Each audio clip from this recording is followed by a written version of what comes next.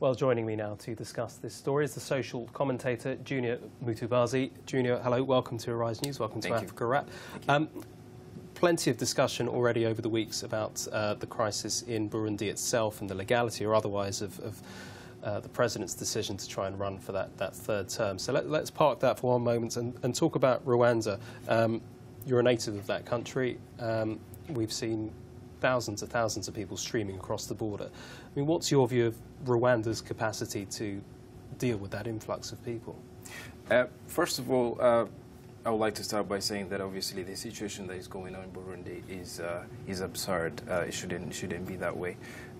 What Rwanda has done so far is very commendable in that for the first step is allowed refugees from Burundi to come and settle in Rwanda. So at the last count, 25,000 already settled in Rwanda. It's also believed that others have gone to different countries. Tanzania believed to be holding up to 10,000. But along the acceptance of people to come to your country, there's some implications as well. From a social point of view, what the kind of conflict that spills from Burundi can easily transcend into Rwanda. Ask me how, and I'll tell you. Say, for instance, the tribal conflict that happened in Rwanda that led to the nearly 1 million Tutsis being massacred in 1994 is almost similar to what has the kind of history, the patterns that have occurred in Burundi. And for Rwanda to stay quiet about it and not make any action, it would be considered quite irresponsible. And they have acted. So they have allowed refugees to come over. But at the same time, just the other day, this week, the president made quite clear that a situation like that in Burundi cannot be allowed to go on. Well, I mean, they've welcomed them, but do they have the capacity to accommodate these people, to put them up, to look after them? Very few African countries can say that they have the capacity to accommodate refugees up to 25,000, but countries like Rwanda can make do with what they have, the little they have. These refugees, obviously, they need shelter, they need health care, they need people to look after them 24/7. So far, they have tried what they can, but if the reports that I followed were accurate, that the EU Commission was willing to provide $1.5 million to help towards Rwanda's effort, then that's commendable. That's very welcome. But Rwanda would need help. Rwanda would need help to be able to go ahead and do its duty. I mean, is there a sense now that this is becoming a regional crisis rather than a local political, constitutional one just for Burundi? Yeah, absolutely. I mean, it goes beyond the presidential term problem. Burundi joined the other East African nations of Rwanda, Uganda, Tanzania, and Kenya. And this, the bloc they form, the East African community, has certain objectives, so economic objectives. So the instability in Burundi has far-reaching consequences to these countries who are trying to attract investors to come to their own country to invest. Very unlikely that investors would like to access a market of the East African market when one of the member states is unstable, as we've seen in Burundi. So there are far-reaching consequences apart from the social consequences. The economic consequences, they might not be as soon as the social consequences, but they will be there. Why do you think there has been so much international condemnation of the president's decision to stand again? There was allegations of intimidation of judges in the court that upheld his decision.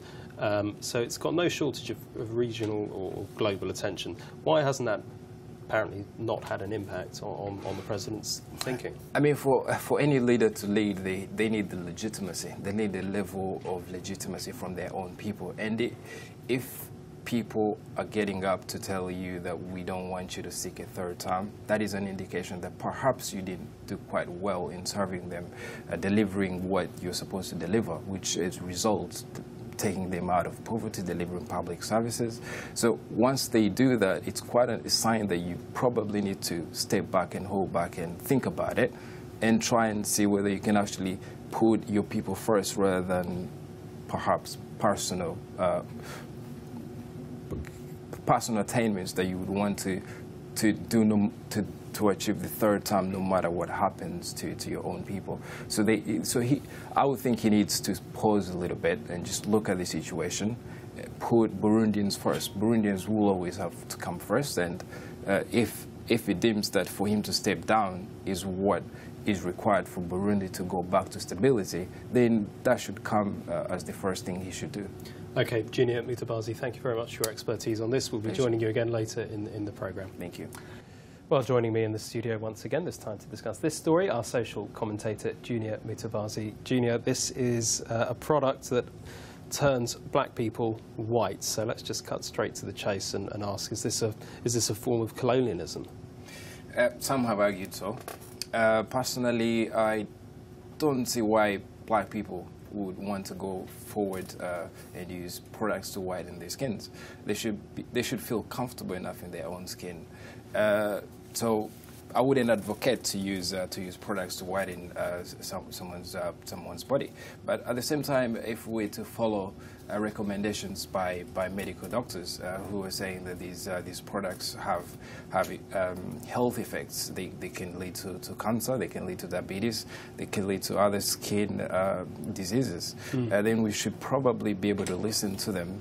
And for those that think it's a good idea to go ahead and whiten your skin, the government should have procedures in place to make sure that the products that are being imported into the country are safe to use.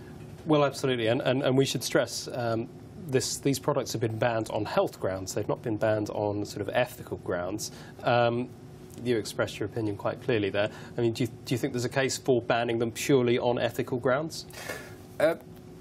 Or is it a case of people, if they want to do it, however much we may disapprove, they should be able to do it? I think when it's about a country, I hold a liberal view where people should be able to do as they please. But surely, when you go into your culture, into your own the African way, I do see why the government would also use some kind of ethical grounds to say, look, we're Africans, we should be proud of who we are. There is no need to try and be someone else. Create who you are, stay who you are, improve your way of thinking, your way of doing things. It doesn't have to go through skin manipulation.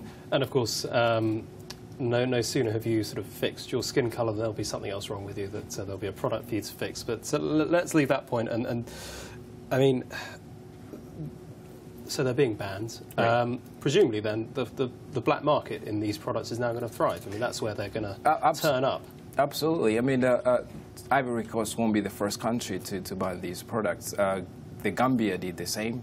South Africa has the strongest laws against such cosmetic products. But at the same time, we see them come around. People still use them. Some research shows that women continue to use them. So obviously, banning doesn't necessarily work. It's about how to educate your masses and understand, make them understand that you can be a proud African. Look the way you are. You don't have necessarily to try and change yourself. But yeah, sure, like you mentioned, of course, the black markets will come up. So I don't think the right way is to ban them. Is if those people that still feel the need to go ahead and use them, there should be a standard set. Those products should be able to pass before they arrive on the market. And, I mean, we should probably do our best to counter the perception that it's just women who use these products. Actually, they're hugely popular in men, and not just in the countries we've talked about. Nigeria, another example of a country where these products are hugely popular among men.